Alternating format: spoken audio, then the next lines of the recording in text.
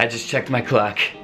I know, it's late, but it is Italian time. Let's start. What's up guys, my name is Brian, and in this video we're gonna be talking about Verbi Pronominali. I know you're scared, you want to run away, you want to close this video, but I promise at the end of this video you will understand what Verbi Pronominali are and how to use them. So, what are Verbi Pronominali? So, Verbi Pronominali are verbs that use specific pronouns attached to them to change the meaning of that original verb. You can compare it to a phrasal verb in English. In English, if you say hang, that has a certain meaning.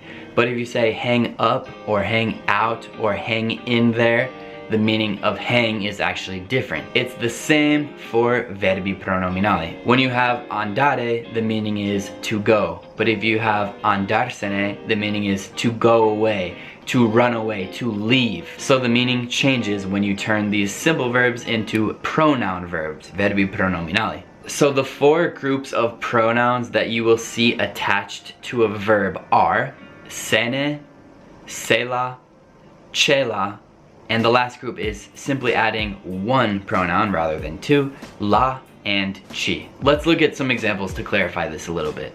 Let's start with that first group, sene. So instead of andare, andar, and you add those two pronouns. Sene, they stick together. Andarsene is the new verb, and that's unconjugated. So how would you conjugate that? How would you use that in a sentence? Well, if you conjugate andare into the first person I form, you'd say io vado.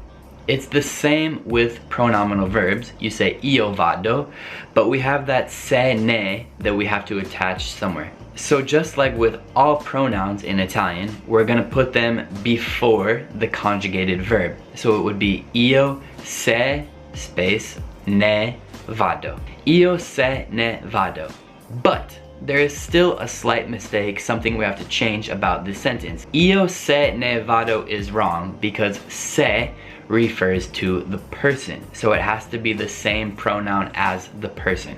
So instead of se ne vado, we're using the I pronoun, which in this case is me. So se ne vado is incorrect. The proper way is io me ne vado. So in the first lesson on Italian time, you guys learned the verb stare, which means to be. With stare, there is a pronominal verb and it's starsene. So using the same group as andarsene, we will take sene and attach it to the end of stare, so starsene. Starsene does not simply mean to be, it means to stay and to stay there for a long time. Maybe like, I really just want to stay at home tonight. For example, I stay at home for a long time, me ne sto a casa. So, starsene conjugated, how do you do it? Let's do I form again. So, io sto, and now we have to think about the sene, which will go before the sto. Se ne sto, no. Io me ne sto. So remember, the se has to change according to the person. If it's third person, the se will stay the same. Lui se ne sta. If it's noi, ce ne stiamo. If it's voi, ve ne state. So remember, you can also use these same verbs in the past tense. You just have to do the same thing. So sono andato is the standard past tense of andare, I went. What if you want to say I went away, I left, I ran away? That would be me ne sono andato. So you really just have to put the me ne before. Starsene in the past tense. Well, in the present tense you have me ne sto. In the past it'd be me ne sono stato. That's simple. Now let's take a look at the second group of pronouns, which instead of sene is se la.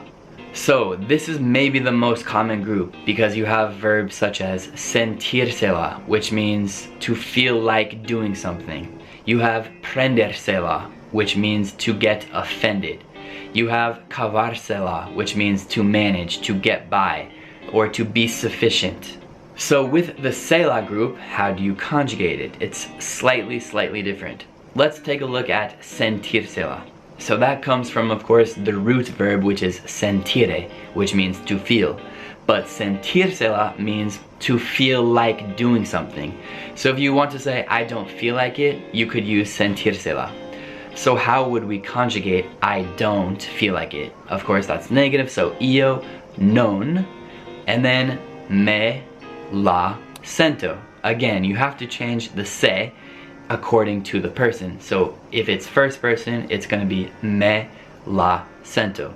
The la doesn't change, just like ne didn't change in the sene examples. So what about you get offended, which is prendersela from the root verb prendere, which means to take. In this case, when you add se la, it becomes to get offended.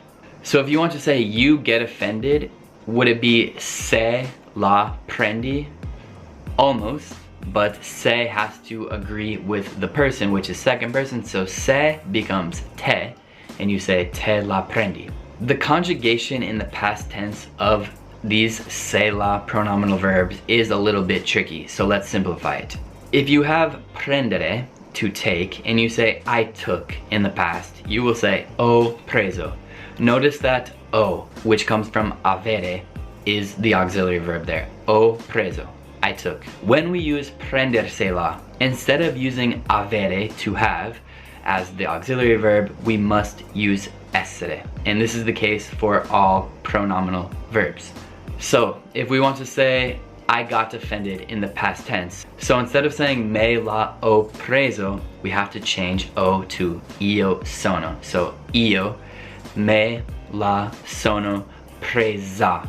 It's strange, I'm a boy. Why is the ending an A letter? It's because with pronominal verbs, with that la, you keep the last letter concording with that a. So it's me la sono presa. Difficult, I know. Let's look at another example. Cavarsela, to get by, to manage. So present tense would be me la cavo. I get by, I'm not bad. If you say that in the past tense, normally it could be ho cavato, which really has no meaning. But if you use this pronominal verb in the past, instead of me la ho cavato, you would say me la sono cavata. So it's essere, the avere becomes essere, and the ending has to agree with the la. So it's going to be me la sono cavata. Okay, let's move on to the second to last group, which is c'è la. The most common and the only example we'll review here is farcela, which means like you can do it, I did it, like I can do it. So instead of saying like lo posso fare, they would just say c'è la faccio.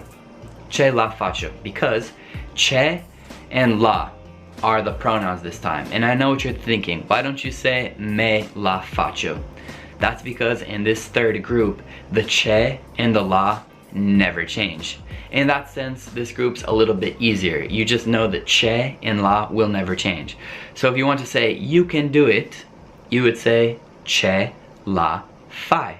If you want to say we can do it, c'è la facciamo. So the conjugation's always the same and you just have to use c'è and la.